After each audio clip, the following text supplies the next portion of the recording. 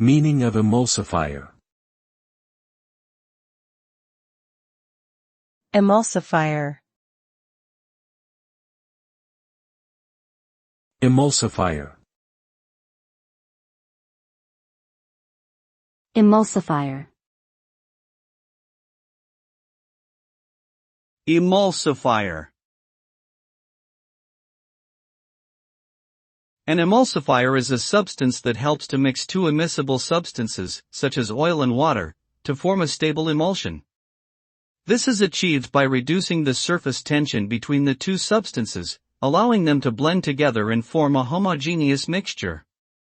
The end result of using an emulsifier is a product that has a smooth and uniform texture, with consistent distribution of ingredients throughout.